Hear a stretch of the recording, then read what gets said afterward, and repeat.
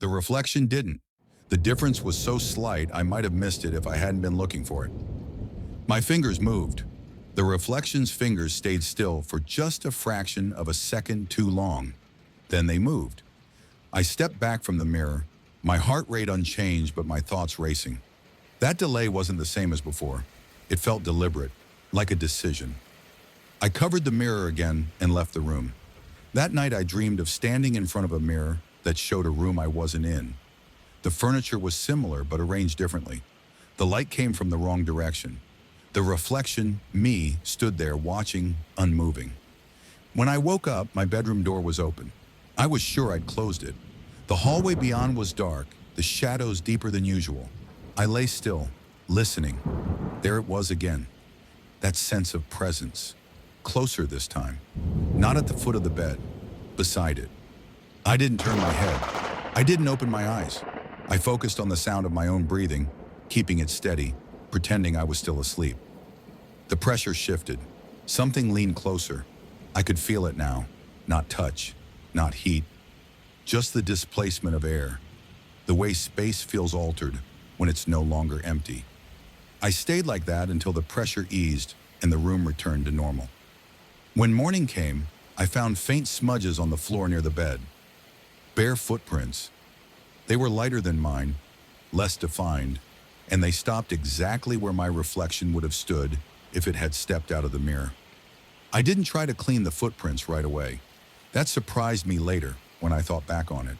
I was usually meticulous about things like that. Dirt on the floor bothered me. Marks where they didn't belong pulled my attention until I dealt with them.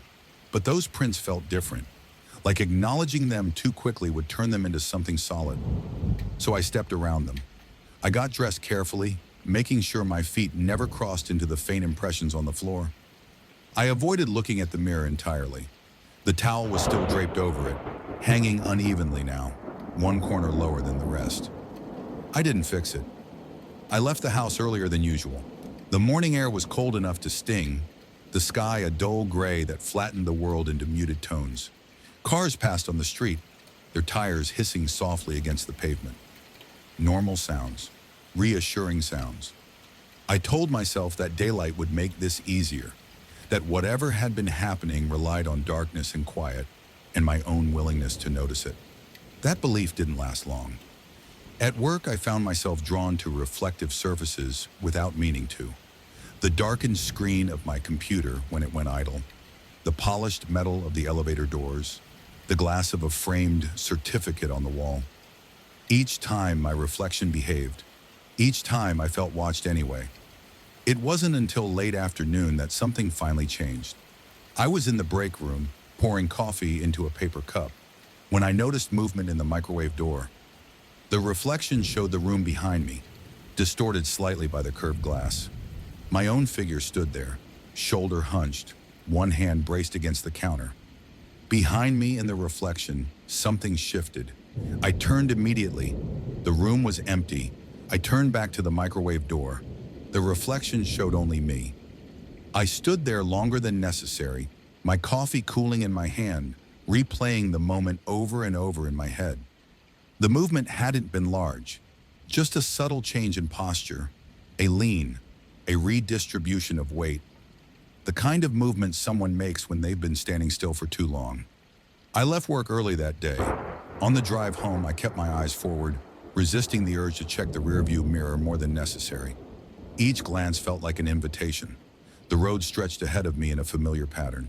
Intersections, storefronts, residential streets. Everything looked normal. That was the problem. When I got home, the house felt different. Not colder, not darker, just fuller. Like the air had weight to it, like the space had been occupied recently and hadn't fully settled back into emptiness. I stood just inside the door for a moment, listening. Nothing. I stepped inside and locked it behind me. The footprints were gone. The floor near the bed was clean, the faint smudges erased without a trace. I knelt down and ran my hand lightly over the spot where they'd been. The surface felt normal, cool, solid. I should have felt relieved. Instead, a quiet certainty settled in. It hadn't left. It had learned. That evening, I made a decision. I uncovered the mirrors, all of them. I removed the towel from the bedroom mirror and folded it neatly on the bed. I pulled the sheet off the bathroom mirror and draped it over the shower rod. I uncovered the living room windows, letting the streetlights outside cast their pale glow across the glass. I didn't do this out of bravery. I did it because avoiding something only teaches it how much space it has to work with. I stood in the bedroom facing the mirror. The reflection stood with me. I looked closely this time, at the details, the way the light caught the planes of my face, the slight asymmetry I'd never really noticed before. Everything matched, too well. "I know you're there," I said quietly. The sound of my voice felt strange in the stillness of the room. The reflection didn't respond. I didn't expect it to. "I don't know what you want," I continued, "but this isn't working." The words felt inadequate even as I spoke them, like I was trying to negotiate without understanding the terms. The reflection watched. I raised my hand. It did the same. I held it there, testing the space between us. The air felt charged, like static before a storm. Then slowly, deliberately, I lowered my hand. The reflection followed, but this time it didn't stop when I did. Its hand continued downward, drifting just past the point where mine had frozen. The movement was small, but unmistakable. I felt a tightness in my chest that had nothing to do with fear. It was recognition, the quiet understanding that something fundamental had shifted. The reflection corrected itself a moment later, snapping back into alignment with me, as if it realized it had gone too far. I stepped back. The reflection hesitated, just for a moment. Then it stepped back too. That night I didn't sleep. I lay in bed with the lights on, watching the reflection in the bedroom mirror out of the corner of my eye. It stayed still, perfectly synchronized, cooperative. Around 3 a.m, I became aware of a new sound, breathing, not behind me, in front of me. I turned my head slowly, my eyes locking onto the mirror. The reflection was breathing, not in time with me. Its chest rose and fell at a different pace, shallow and controlled, as if it were conserving energy. I held my breath. It didn't. The room felt smaller, the walls closer. The space between the bed and the mirror stretched, warped by tension. I didn't look away. I didn't speak. I watched as the reflection leaned forward slightly, not stepping, not crossing, just leaning, testing the boundary. The glass rippled faintly, like the surface of water disturbed by a drop. The reflection's hand lifted, pressing flat against the inside of the mirror. The glass bowed outward. I sat up abruptly, my movement sharp and sudden. The reflection snapped back into place. The mirror returned to normal. The room was silent again. I got out of bed and backed away slowly, never taking my eyes off the glass. My reflection mirrored me perfectly now, its expression neutral, unremarkable. I slept on the couch again. When morning came, I noticed cracks in the mirror, fine lines branching out from the center, like stress fractures. They hadn't been there before. I stood there for a long time, staring at them. I understood then that whatever barrier had existed between us was weakening, and I was the only one who seemed to notice. Over the next few days, the reflections became bolder. They moved when I wasn't looking directly at them, shifted positions, adjusted posture. Each time I turned back, they were perfectly still again. I began to feel followed inside my own home, not from behind, from beside, from just outside my field of vision. The mirrors started to feel like windows, and something on the other side was learning how to open them. I stopped checking mirrors after that, not because I felt safer avoiding them, but because I understood that looking no longer mattered. Whatever line had existed between observation and interaction was already fading. Whether I watched or not didn't change what was happening. The cracks in the bedroom mirrors spread slowly.